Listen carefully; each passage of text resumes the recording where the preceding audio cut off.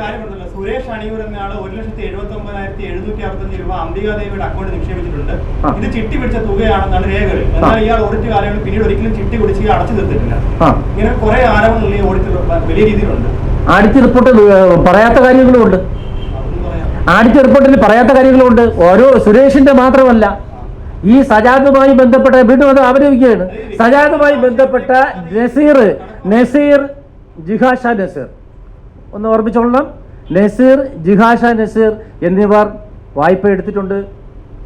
അതിൽ ഇനി വലിയ വായ്പ എടുത്തത് കുറച്ച് അടച്ചിട്ട് ഇനി 50 ലക്ഷം രൂപ ഭാര്യയും ഭർത്താവും അടയ്ക്കാറുണ്ട്. സംഘത്തിൽ സാമ്പത്തിക ബുദ്ധിമുട്ടും ഇത് നിങ്ങൾ പറയുമ്പോൾ അവിടെ പണം 17 കോടിയുടെ ഫണ്ട് റോഷൻ എന്നാണ് ആഡിറ്റിൽ പറയുന്നത്. അതെ, ഓൺ ഫണ്ട് എടുത്ത് ചിട്ടി കൊടുത്തു. അതല്ല, ഞാനതൊന്നും മറച്ചു വെക്കുന്നില്ല. ആ പൈസ അത് തിരിച്ചു പിടിച്ച് ഞങ്ങൾ ഫാസ്റ്റായി തിരിച്ചു പിടിച്ചുകൊണ്ടിരിക്കുകയാണ്. 3-ാം തീയതി അദാലത്ത് വെച്ചേക്കുന്നത് കൊണ്ടാണ് ARC ഫയൽ ചെയ്ത കേസുകൾക്ക് സഹകരണ സംഘം രജിസ്ട്രാറുടെ 18/24 സർക്കുലർ പ്രകാരം മറ്റന്നാൾ 3-ാം തീയതി കേസ് ഫയൽ ചെയ്തവരുടെ അദാലത്ത് വെച്ചിരിക്കുകയാണ്. പിന്നെ സംഘത്തിൽ സാമ്പത്തിക ബുദ്ധിമുട്ട് കൊണ്ട് എന്ന് നിങ്ങൾ പറഞ്ഞു, നിക്ഷേപം തിരികെ കൊടുക്കാൻ പറ്റുന്നില്ല. ബഹുമാനപ്പെട്ട ഒരു ബിജു BJPയുടെ ഏത് പൊസിഷനാണെന്ന് എനിക്കറിയില്ല. അദ്ദേഹത്തിൻ്റെ കയ്യിൽ നിൽക്കുമെന്ന് എനിക്ക് തോന്നുന്നില്ല. അദ്ദേഹത്തിൻ്റെ പാർട്ടിയിലെ മേലോട്ടുള്ള ഏതെങ്കിലും നേതാക്കന്മാരോ വിചാരിച്ചാൽ BJPയുടെ മണ്ഡലം പ്രസിഡന്റ് പറഞ്ഞേക്കുന്നത് ബിജുവിൻ്റെ ഒരു ആരോപണം കിടക്കുന്നത് കണ്ടു. അതുകൊണ്ടാണ് ഇത് പറഞ്ഞു തീർന്നില്ലേ. അപ്പോൾ ബിജുവിൻ്റെ കയ്യിൽ നിൽക്കുമെങ്കിൽ ബിജു വിചാരിച്ചാൽ, അല്ലെങ്കിൽ മേളിലോട്ടുള്ള നേതാക്കന്മാർ ആരെങ്കിലും ഇടപെട്ടാൽ 2 കോടി രൂപ ഞങ്ങളുടെ സ്ഥാപനത്തിലേക്ക് അവർ ആത്മാർത്ഥം വിചാരിക്കണമെങ്കിൽ ചിലപ്പോൾ ഈ ആഴ്ച തന്നെ വരാൻ സാധ്യത വന്നേക്കാം. അത് ബഹുമാനപ്പെട്ട ബിജു അതിനൊന്ന് നേതൃത്വം അത് കാര്യമായി ഒന്ന് ഇടപെട്ട് സഹായിച്ചാൽ ആ പണം വരികയും ഞങ്ങൾക്ക് നിക്ഷേപകർ വളരെ കുറച്ച് വിരലിലുണ്ടാവുന്ന നിക്ഷേപകരാണ് അത്യാവശ്യ ഇനത്തിൽ ചോദിക്കുന്നത്. അവർക്ക് കൊടുക്കാൻ പറ്റും. അതൊക്കെ പേടിയുണ്ടാണ് ചോദിക്കുന്നത്, അത് കൊടുക്കാനും പറ്റും. ഞാൻ ഒരു വ്യക്തികളെ ഇവിടെ പരാമർശിക്കുന്നില്ല. എന്റെ ബന്ധുവിന് വായ്പ കൊടുക്കാൻ പറ്റില്ല എന്നില്ല. 2018 സർ പ്ലീസ് ഞാനൊന്ന് പറഞ്ഞോട്ടെ. 2018 ആഡിറ്റിൽ പറയുന്ന ഒരു വായ്പ ബന്ധുവിൻ്റെയും ലോൺ അവിടെ നിലവിലില്ല, എല്ലാം അടച്ച് ക്ലോസ് ചെയ്തിട്ടുണ്ട്. 19-20 ആഡിറ്റിൽ അതിന് മറുപടി പറയും. അതാണ് ഞാൻ പറഞ്ഞത്. 18-19 ആഡിറ്റ് കഴിഞ്ഞിട്ട് 5 വർഷം സാമ്പത്തിക വർഷം കഴിഞ്ഞു. സഹകരണ നിയമം അനുസരിച്ചുള്ള സാമ്പത്തിക വർഷം കഴിഞ്ഞു. അത് ആഡിറ്റ് കഴിയുമ്പോൾ ഇനിയും അതിനെല്ലാം മറുപടി കിട്ടും, മറുപടി ഉണ്ടാകും. അല്ല, കേട്ടിട്ടില്ല. എനിക്ക് 3 തവണ ഇരിക്കാൻ പറ്റുള്ളൂ. ഇനി 2.5 വർഷം കൂടെ എനിക്ക് തുടരാം നിലവിലുള്ള നിയമം അനുസരിച്ച്. BJP മുൾമുനയിൽ നിർത്തിയല്ല. അങ്ങനെ ഞാൻ BJP എന്ന രാഷ്ട്രീയ പാർട്ടിയെ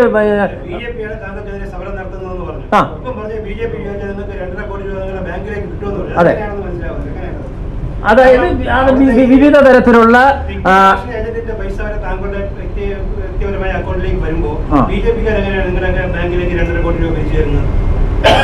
തിരിച്ചു തരണ്ട.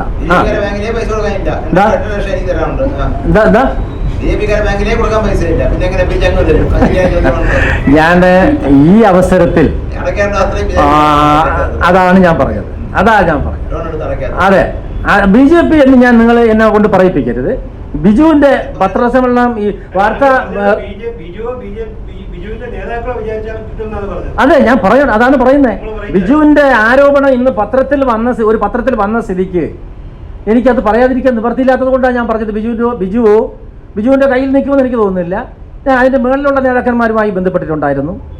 അപ്പോൾ വലിയ ആരെങ്കിലും ബന്ധപ്പെട്ട് ബിജു ഒരു നേതാക്കന്മാരും പറഞ്ഞ്, ഒരു രാഷ്ട്രീയ പാർട്ടി നേതാക്കന്മാർ പറഞ്ഞ് ഞാൻ അവിടെ വായ്പ കൊടുത്തിട്ടില്ല. എല്ലാവരും അവരവരുടെ ബുദ്ധിമുട്ടും ഈ ബിജു അടക്കം മരണപ്പെട്ട നമ്മുടെ ബിജു അടക്കം അവരുടെ ബുദ്ധിമുട്ടും കഷ്ടപ്പാടുകളും പറഞ്ഞ് എൻ്റെ മുമ്പിൽ വരുമ്പോഴാണ് ഞാൻ ഓരോ ജീവിതമാർഗം അവർക്ക് വേണ്ടി ആ വായ്പകൾ അനുവദിക്കുകയും ചിട്ടി അനുവദിച്ചു കൊടുക്കുകയും ചെയ്യും. തിരിച്ചു പിടിക്കാൻ കഴിയാത്ത ഏതൊരുവിധ ലോണുകളുമില്ല. എനിക്ക് 1 വർഷം തന്നാൽ ഈ 17 കോടി രൂപ നഷ്ടമെന്ന് ഇപ്പോൾ എഴുതി കാണിച്ചുകൊണ്ടിരിക്കുന്നല്ലോ, അത് വളരെ പെട്ടെന്ന് 1 വർഷം കൊണ്ട് ഞങ്ങൾ ഈ സംഘത്തെ ലാഭകരമാക്കിയത് എനിക്ക് അവസരം കിട്ടിയാൽ മതി.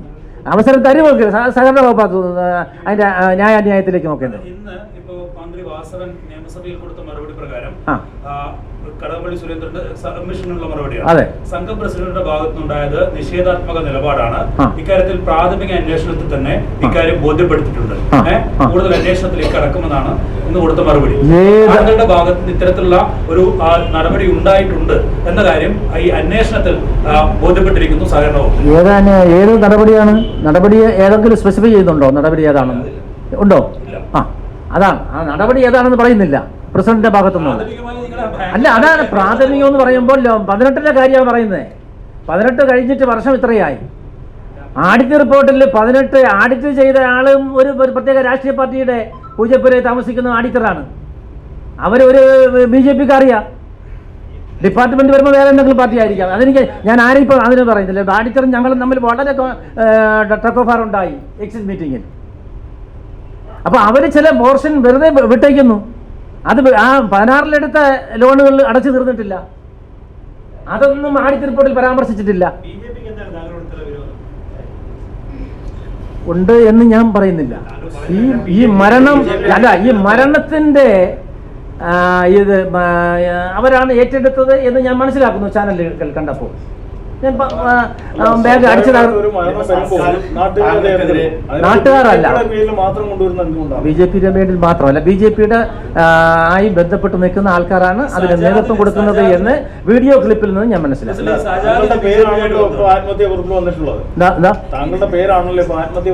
അതെ അതെ അതെ,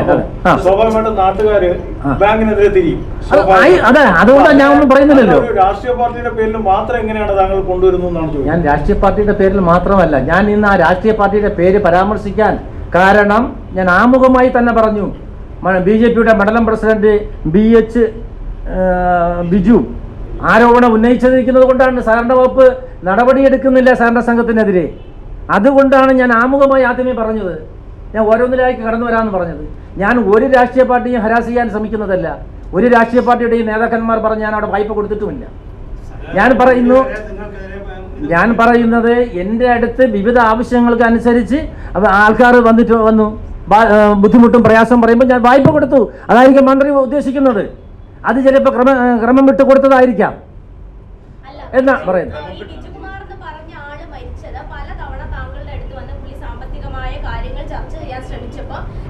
അതിലൊക്കെ തന്നെ നിഷേധാത്മകമായ ഒരു നിലപാടാണ് സ്വീകരിച്ചത്. അതാണ് ബിജുവിന്റെ മരണത്തിലേക്ക് നയിച്ചത്. 22 ലക്ഷം രൂപ ഞാൻ ബിജുവിന്റെ മരണത്തിലേക്ക് വീണ്ടും കൊണ്ടുവരികയാണ്. 22,31,200 രൂപ ബാധ്യതയുള്ള ബിജു വീണ്ടും പൈസ ചോദിച്ചാൽ ഞാൻ എന്ത് ചെയ്യണമെന്നാണ് നിങ്ങൾ പറയുന്നത്? വീണ്ടും നിങ്ങൾ എന്നെ പ്രതിക്കൂട്ടിലാക്കുക. മന്ത്രിയെ കൊണ്ട് വേറെ മന്ത്രി നാളെ വേറെ ഒരു മറുപടി ആയിരിക്കും നാളെ പറയുന്നത്. ഇതൊക്കെ കണ്ടുകൊണ്ടാണ് മന്ത്രി പറഞ്ഞത്, നിയമസഭ പറഞ്ഞതായിരിക്കാം.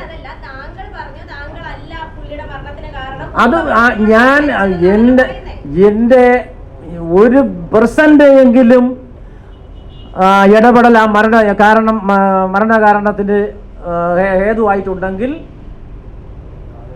ഞാൻ ആ ശിക്ഷ ഇന്ത്യൻ ശിക്ഷാ നിയമം അനുസരിക്കുന്ന ശിക്ഷ ഏറ്റുവാങ്ങാൻ ഞാൻ ബാധ്യസ്ഥനാണ്. ഒരു മനുഷ്യൻ എന്നുള്ള നിലയിൽ ഞാൻ ബാധ്യസ്ഥനാണ്.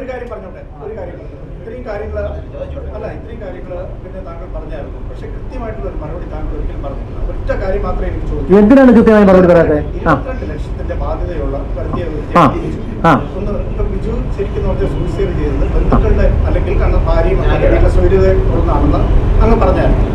എന്റെ ചോദ്യം എന്ന് പറഞ്ഞാൽ ഇത്രയും ഉത്തരവാദിത്തപ്പെട്ട സ്ഥാനത്തിരിക്കുന്ന ഒരു വ്യക്തി 22 ലക്ഷത്തിന്റെ ബാധ്യത വരുത്തിയാണെങ്കിൽ സ്വാഭാവികമായിട്ടും എത്ര തവണ നോട്ടീസ് നൽകി എന്നുള്ള ഒരു കൃത്യമായ ഒരു കണക്ക് താങ്കൾക്ക് കണ്ടേ? എത്ര കൃത്യമായിട്ട് താങ്കൾക്ക് പറയാൻ പറ്റില്ല എത്ര തവണ അദ്ദേഹം നോട്ടീസ്? അതിന് കണക്കുണ്ടോ? ഞാൻ ഒരുപാട് പ്രാവശ്യം പറഞ്ഞതാണ്.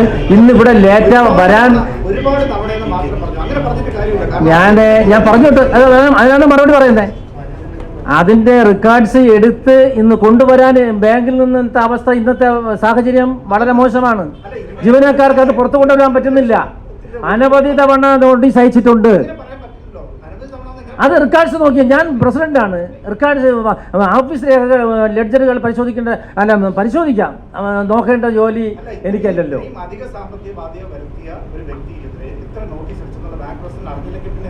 നോട്ടീസ് അയച്ചു എന്നുള്ളത് ഞാൻ 2 നോട്ടീസ് ഈ റീസെന്റ് തിരിച്ച് മടങ്ങി വന്നിട്ടുണ്ട്. നോട്ടീസ് അയച്ചിട്ടുണ്ട്. നോട്ടീസ് അയക്കുക മാത്രമല്ല, ബിജു മിക്ക ദിവസങ്ങളിൽ ഇടപെട്ട ദിവസങ്ങളിൽ അവിടെ വരുന്ന ആളായതുകൊണ്ട് അദ്ദേഹത്തെ നേരിട്ട് കണ്ടും പറഞ്ഞിട്ടുണ്ട്. നോട്ടീസ് അതിന് നേരിട്ട് പറയുന്നത് പരിഹാരം അല്ലെങ്കിൽ ആവില്ല എന്ന് എനിക്കറിയാം. അതുകൊണ്ട് നോട്ടീസും അയച്ചിട്ടുണ്ട്. ഏറ്റവും ഒടുവിൽ ബാങ്കിലെ ഉദ്യോഗസ്ഥർ അവരുടെ വീട്ടിൽ പോയി ഭീഷണി മാത്രമാണ് അദ്ദേഹം ജീവനൊടുക്കിയെന്നാണ് വൈഫ് പറയുന്നത്. അക്കാര്യമാണ് പിന്നെ ആ ഗ്രൂപ്പിൽ കൃത്യമായിട്ട് രേഖപ്പെടുത്തിയിരിക്കുന്നത്. പിന്നെ ഭീഷണി ഇല്ലെങ്കിൽ പിന്നെ എന്തിനാ താങ്കളുടെ പേര് അദ്ദേഹം പറയേണ്ടത്? ശരി, അദ്ദേഹത്തിന് വീട്ടിൽ ഞാൻ പോയല്ലോ. പിന്നെ എങ്ങനെ ഭീഷണിപ്പെടുത്തിയതാണ്? ഉദ്യോഗസ്ഥർ റിക്കവറിക്ക് വീട്ടിൽ പോകും. ഒരു തവണയാണ് റിക്കവറിക്ക് പോയത്. ഒരു തവണയാണ് അദ്ദേഹത്തിന്റെ വീട്ടിൽ റിക്കവറിക്ക് പോയത്. ഒരേ ഒരു തവണ ഞാൻ പോയില്ല, ജീവനക്കാരാ പോയത്. ഇത്രയും ഡീഫോൾട്ട് വരുത്തുന്ന ഒരാൾക്ക് എങ്ങനെയാണ് നിരന്തരം നിങ്ങൾ ഈ പൈസ കൊടുക്കുന്നത്? എന്ത് മാനദണ്ഡം? അതാണ് അതൊരു ന്യായമായ ചോദ്യമാണ് അവിടെ ചോദിച്ചത്. ഇത്രയും ഈ ചോദ്യം നിലനിൽക്കവേ തന്നെ അത് ഞാൻ പൂർണ്ണമായി അഡ്മിറ്റ് ചെയ്തുകൊണ്ട് പറയാണ്. വേറൊരു ലേഖിക ചോദിച്ചത് പിന്നെ എന്തുകൊണ്ട് പൈസ കൊടുക്കാത്തത് എന്നാണ് ബിജു ആവശ്യപ്പെട്ടപ്പോൾ. അതാണ് മരണ കാരണം എന്നാണ് എനിക്ക് ചോദിച്ചത്. വേറൊരു കണക്ട് ചെയ്യേണ്ടി വരും. രണ്ടും അതാണ്. എന്തിന് നിങ്ങളോ ചിട്ടി പിടിച്ച് ലക്ഷങ്ങൾ കുടിശ്ശിക വരുത്തിയ ആൾക്ക് വീണ്ടും വീണ്ടും നിങ്ങൾ എന്തിന് പണം കൊടുത്തു? അങ്ങനെ കൊടുക്കാനുള്ള എന്ത് റൈറ്റ് ആണ്? നിങ്ങൾ ഒരു ബാങ്ക് പ്രസിഡന്റ് എന്ന നിലക്ക് നിങ്ങൾക്ക് എന്ത് റൈറ്റ് ആണ്, എന്ത് അധികാരമാണ് ഉള്ളത്? എത്രയോ ആളുകൾ നിക്ഷേപത്തിൽ നിങ്ങൾ കൊടുക്കണം. അതെ,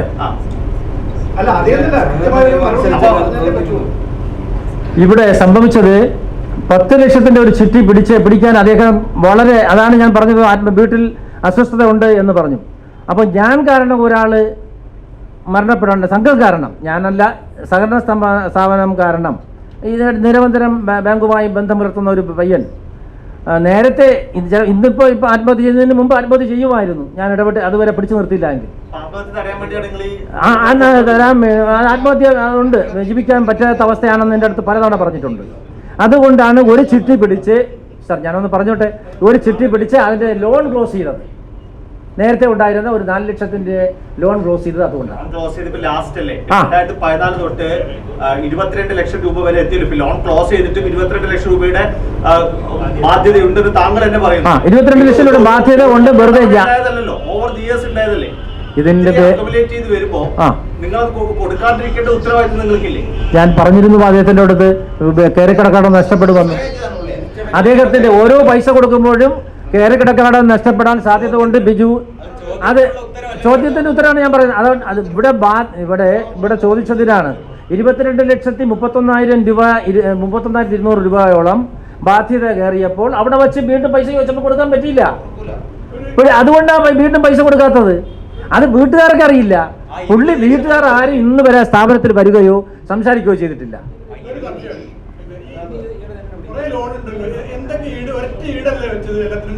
അല്ല, ആരുടേതാണ്?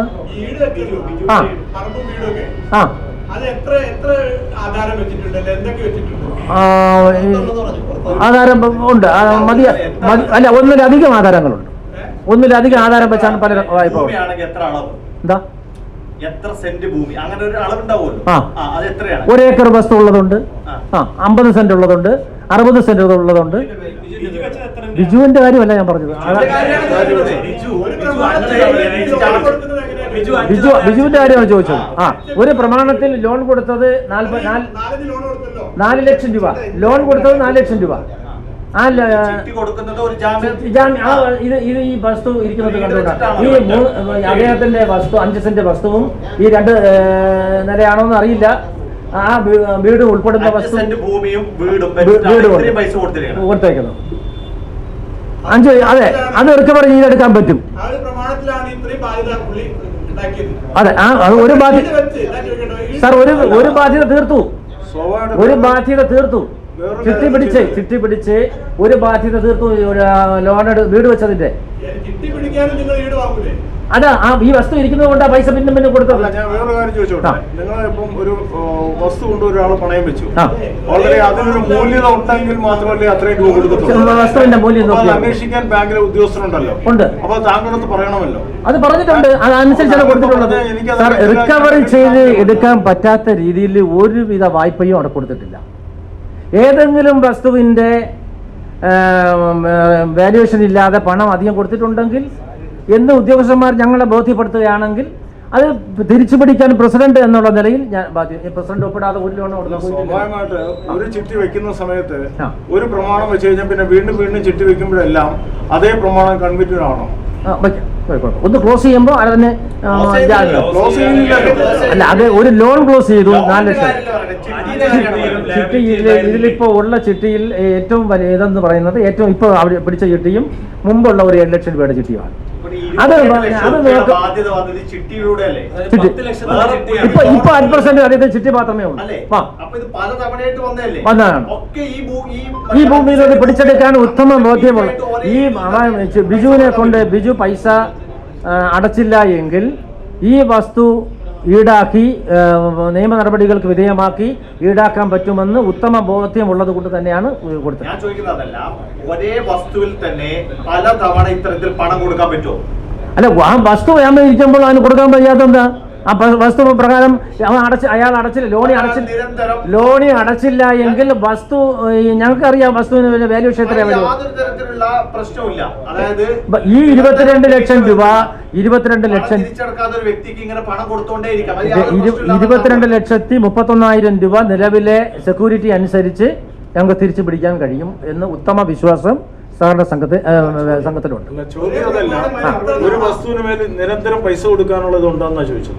ഒരു വസ്തുവിന് ഒന്ന് ക്ലോസ് ചെയ്യുമ്പോൾ മറ്റൊന്ന് കൊടുക്കാം. ലോൺ എന്ന് പറഞ്ഞാൽ ഇത് പറഞ്ഞ ചിട്ടിയിൽ എമൗണ്ട് അടച്ച് റെഡ്യൂസ് ചെയ്ത് വന്നിട്ടുണ്ട്. ചിട്ടിയുടെ തുകയിൽ റെഡ്യൂസ് ചെയ്ത് വന്നിട്ടുണ്ട്. ഇവിടെ സാർ അത് 10 ലക്ഷത്തിന്റെ ഇവിടെ ബാധ്യത കയറിയത് 2 ലക്ഷം 10 ലക്ഷത്തിന്റെ 2 ചിട്ടി അദ്ദേഹത്തിന് കൊടുക്കുമ്പോഴാണ് ബാധ്യത വന്നത്. ബാധ്യത 3,04,020 രൂപ അടക്കാനുണ്ടായിരുന്നു ആദ്യത്തെ. രണ്ടാമത്തെ ചിട്ടിയും ഇതുപോലെ 20 അടവും മുടക്കി. കറക്റ്റ് അല്ലേ? ആദ്യത്തെ 3,04,020 രൂപ അടച്ചിട്ടില്ല. അപ്പോ രണ്ടാമത്തെ ചിട്ടിക്ക് പിടിക്കാൻ ഈടും ഇതേ സ്ഥലം വെച്ചു.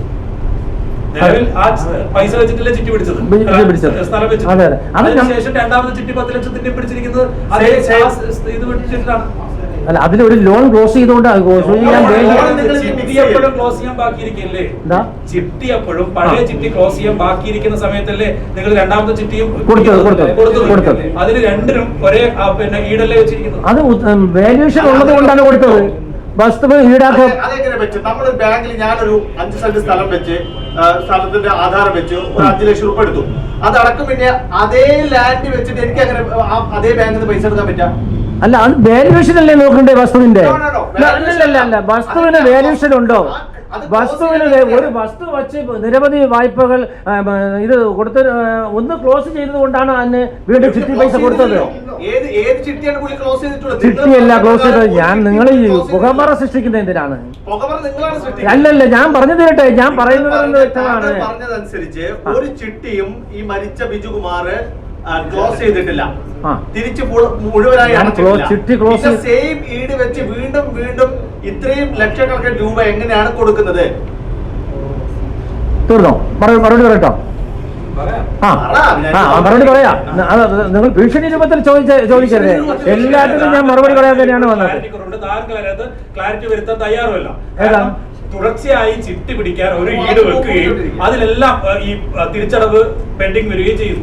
എന്നിട്ടും പിന്നെയും നിങ്ങൾ ആ സ്ഥലത്തിന്റെ ഈട് വെച്ച് അയാൾക്ക് പണം കൊടുത്തുകൊണ്ടിരിക്കുന്നു. അതാണ് താങ്കൾ പറഞ്ഞതിൽ ക്ലാരിറ്റി ഇല്ലാത്തത്. അല്ല സാർ, ഞാൻ ഒന്ന് പറയട്ടെ. ഇത് ഇവിടെ ചോദ്യം പറയട്ടെ. ഈ ബിജു ചിട്ടി പിടിച്ച് പൈസ ബാങ്കിൽ നിന്ന് പൈസ ക്യാഷായിട്ട് കൊടുക്കുന്നില്ല. അത് ഇപ്പോഴത്തെ ലേറ്റസ്റ്റ് ആരോപണം പൈസ കൊടുക്കാത്തതിന്റെ ഒരു ആരോപണമാണ്. ഒരു ചിട്ടി പിടിക്കുമ്പോൾ മറ്റൊന്നിലേക്ക് ബാധ്യത തീർക്കുന്നു. ഏറ്റവും ഒടുവിൽ 2/21-22 10 ലക്ഷം രൂപ ചിട്ടി കൊടുത്തപ്പോഴും എന്താ ഒരു ബാധ്യത തീർത്തു. ചിട്ടി ആ എമൗണ്ട് ചിട്ടിയുടെ കാലാവധി ഇത്രയുണ്ട്. കൊടുക്കുന്നെങ്കിൽ ഈ 22 ലക്ഷം രൂപ വരുമോ? വരും കൂട്ടി കേൾക്കുമ്പോ വരും. കൂട്ടുമ്പോ ചിട്ടിയിലുള്ള ബാലൻസ് ഉണ്ട്, വേറെ ബാലൻസ് ഉണ്ട് സാർ. ഒരു ബിസിനസ്, അതായത് അയാൾ പറഞ്ഞത് ലോണിന്, വീട് വയ്ക്കുന്നതിനുള്ള ലോണിന് പലിശ കൂടുതലാണ്. ഞാൻ പറഞ്ഞോട്ടെ, നിങ്ങളുടെ ആഗ്രഹത്തിനനുസരിച്ച് മറുപടി പറയാൻ പറ്റൂലല്ലോ. നിങ്ങൾ ആഗ്രഹത്തിനനുസരിച്ച് മറുപടി പറയാൻ എനിക്ക് പറ്റില്ല. ഞാൻ ഒരു സഹകരണ സംഘം പ്രസിഡന്റാണ്. നിങ്ങൾ എല്ലാവരും ബിജുവിന് പൈസ നിക്ഷേപം തിരിച്ചു കൊടുക്കാത്തത് കൊണ്ടാണ്, പ്രസിഡന്റ് സ്വന്തം ആവശ്യത്തിന് വിനിയോഗിച്ചത് കൊണ്ടാണ് ബിജു ആത്മഹത്യ ചെയ്യാൻ ഇടയായത്. ഇപ്പൊ നിങ്ങൾ ചോദിക്കുന്നു ബിജുവിന് ഇത്രയും പൈസ എന്തിനാ കൊടുത്തത്? ബിജുവിന് എന്തിനാണ് ഇത്രയും പൈസ ബാധ്യത ഉള്ളപ്പോൾ കൊടുത്തത്? എന്തിനാണ് ബിജു ഇത്രയും ബാധ്യത?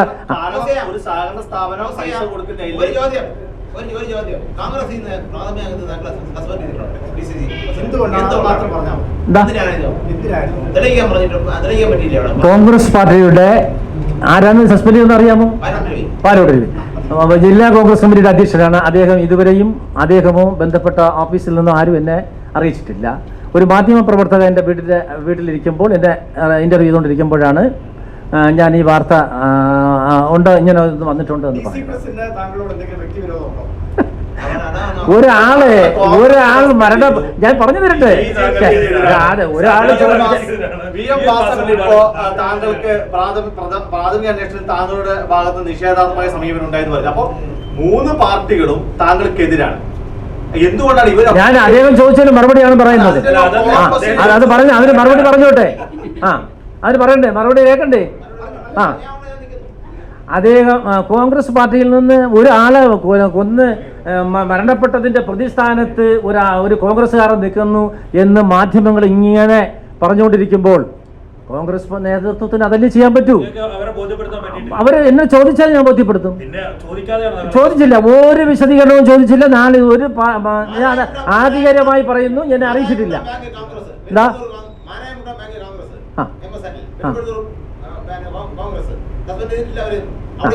എന്റെ സസ്പെൻഷൻ ഞാൻ ശിരസ വഹിക്കുന്നു. ഞാൻ അത് അഡ്മിറ്റ് ചെയ്യുന്നു. എപ്പോഴായിരുന്നാലും ഇതിന്റെ സത്യാവസ്ഥ അവർക്ക് ബോധ്യപ്പെടും. ഞാൻ ജീവിത അവസാനം വരെയും ഒരു കോൺഗ്രസ്സുകാരൻ തന്നെയായിരുന്നു. 3 പാർട്ടികൾ താങ്കൾക്കെതിരാണ്. താങ്കൾ പറയുന്നത് BJP ആണ് പറയുന്നത്. കോൺഗ്രസ് താങ്കൾ സസ്പെൻഡ് ചെയ്തു. PM വാസവൻ മന്ത്രി നിയമസഭയിൽ താങ്കൾക്കെതിരെ പറയുന്നു. ഇപ്പൊ എല്ലാവരും താങ്കൾക്കെതിരാണ്. എന്തുകൊണ്ടായിരിക്കും? എനിക്കതറിയില്ല. എനിക്ക് ഒരു രാഷ്ട്രീയ പാർട്ടിയോടും വിരോധമില്ല. എന്റെ പ്രസ്ഥാനത്തെ ഞാൻ വിശ്വസിക്കുന്നത് പോലെ തന്നെ മറ്റെല്ലാ രാഷ്ട്രീയ പാർട്ടിയെ പ്രത്യയശാസ്ത്രത്തെയും ഞാൻ ബഹുമാനിക്കുന്നു. എനിക്ക് രാഷ്ട്രീയമായി ഞാൻ ആ രാഷ്ട്രീയ ആരോപണം നിങ്ങൾ പറയുന്ന 3 ഇനി കേരളത്തിൽ എത്രയോ രാഷ്ട്രീയ പാർട്ടിക്കാരുണ്ട്. അവരെ ആരോപണം ഉന്നയിച്ചാലും എനിക്കൊന്നും തോന്നുന്നില്ല. അതായത് VN വാസവൻ നിയമസഭയിൽ ഔദ്യോഗികമായി ഇങ്ങനെ ഒരു കാര്യം പറഞ്ഞു. താങ്കളുടെ നിഷേധാത്മക നിലപാടാണ് ആത്മഹത്യയിലേക്ക് നയിച്ചത്. BJP താങ്കൾക്കെതിരെ പടയൊരുക്കം നടത്തുന്നു മറ്റൊരു കാര്യം പറയുന്നു. മറ്റൊന്ന്, ഈ കോൺഗ്രസിനെ താങ്കൾക്ക് ബോധ്യപ്പെടുത്താനും പറ്റിയിട്ടില്ല. താങ്കൾ DCC അംഗവുമായിരുന്നു. കോൺഗ്രസിന്റെ ചില കാര്യങ്ങൾ ഞാൻ ജില്ലാ കോൺഗ്രസ് കമ്മിറ്റി നേതൃത്വത്തെ ബോധ്യപ്പെടുത്തിയിട്ടുണ്ട്. ഈ സസ്പെൻഷനുമായി ബന്ധപ്പെട്ട് എന്നെ അറിയിച്ചിട്ടില്ല. അതുകൊണ്ട് ഞാൻ ബോധ്യപ്പെട്ടു. എന്താണ് സസ്പെൻഷനുമായി ബന്ധപ്പെട്ടവരാണ് ഞാൻ പറഞ്ഞത്. ഈ വിഷയത്തിൽ പാർട്ടിയെ ഒന്നും ഞാൻ ബോധ്യപ്പെടുത്തിയിട്ടില്ല, എന്നോട് ചോദിച്ചിട്ടില്ല. താങ്കൾ പാർട്ടി അതെ, ഞാൻ അതുമായി സസ്പെൻഷനുമായി ബന്ധപ്പെട്ടല്ല, ബാധ്യതകളെ പറ്റി ഞാൻ DC പ്രസിഡന്റിനെ അറിയിച്ചിട്ടുണ്ട്. ഒരു കാര്യം ഇദ്ദേഹത്തിന്റെ മരണം അവരെ കുടുംബ പ്രശ്നമാണെന്ന് താങ്കളാണ് ആരോപണം ഉന്നയിച്ചത് എന്ന് ഞാൻ സംശയിക്കുന്നു. അല്ല, സംശയം മാത്രം പോരാ, അതിനകത്ത് എന്തെങ്കിലും അടിസ്ഥാന കാരണം വേണം. പിന്നെ താങ്കൾ തന്നെ പറഞ്ഞിട്ടുണ്ട് ഇവരാരും ഇവരെ കുടുംബത്തിൽ നിന്ന് ആരും ഭാര്യയോ മക്കളോ ആരും ബാങ്കിൽ വന്നിട്ടില്ല. അവര് പറഞ്ഞൊരു ആരോപണം എന്ന് പറയുന്നത് ഈ പൈസ എല്ലാം കൃത്യമായിട്ട് താങ്കളുടെ ബാങ്കിൽ അടച്ചിട്ടുണ്ടെന്നും അത് കൃത്യമായ രീതിയിൽ കണക്ക് വെച്ചിട്ടില്ല എന്നും അതുകൊണ്ടാണ് ഇദ്ദേഹം ആത്മഹത്യ ചെയ്തു എന്നാണ് അവർ പറഞ്ഞിട്ടുള്ളത്. അപ്പൊ താങ്കൾ പറയുന്നത് വെച്ച് കഴിഞ്ഞാൽ ഇതൊരു കുടുംബ പ്രശ്നമാക്കി ഡൈവേർട്ട് ചെയ്യാനുള്ള ഒരു ശ്രമമല്ലേ താങ്കൾ നടത്തുന്നത്? ഒരാളുടെ മരണം ഒരു സാമ്പത്തിക പ്രശ്നം കൊണ്ട് ഒരാൾ മരിച്ചു, അവിടെ ഇരിക്കട്ടെ. പക്ഷെ താങ്കൾ പറയുന്ന ആരോപണം ഒരു ഭാര്യയും ഭർത്താവും കുടുംബ പ്രശ്നം കൊണ്ടാണ് ബിജു ആത്മഹത്യ ചെയ്യുന്നത്. ബിജു പറഞ്ഞതനുസരിച്ചാണ് ഞാൻ പറഞ്ഞത്. വീട്ടിൽ പ്രശ്നമുണ്ടെന്ന് പറഞ്ഞു. വീണ്ടും പൈസ ചോദിക്കുന്നത് അതുകൊണ്ടാണ്. വീണ്ടും പൈസ ചോദിക്കുന്നത് അതുകൊണ്ടാണ്. ആ ഉരുപ്പടി എടുത്ത് കൊടുക്കണമെന്നാ പറയുന്നത്. എവിടെ? ഗ്രാമീണ ബാങ്കിൽ വെച്ചേക്കുന്നത്. ഞാൻ എങ്ങനെയാണ് ഉരുപ്പടി എടുത്ത് കൊടുക്കുന്നത്? ഇത്രയും ബാധ്യതയുള്ള ആൾ നിങ്ങൾ തന്നെ ചോദിക്കുന്നത് എന്തിനാ വീണ്ടും വീണ്ടും കൊടുത്തു കൊണ്ടിരിക്കുന്നത്? ഈ ഗ്രാമീൺ ബാങ്കിൽ വെച്ചേക്കുന്ന ഉരുപ്പടി, അതാണ് അതിൻ്റെ സത്യാവസ്ഥ. ഗ്രാമീൺ ബാങ്കിൽ വെച്ചേക്കുന്ന ഉരുപ്പടി വൈഫിൻ്റെ നിർബന്ധം കൊണ്ട് എടുത്തു കൊടുക്കണം. അയാളെ കയ്യിൽ പൈസ ഇല്ല എന്നുള്ളത് എനിക്ക് അറിയാം.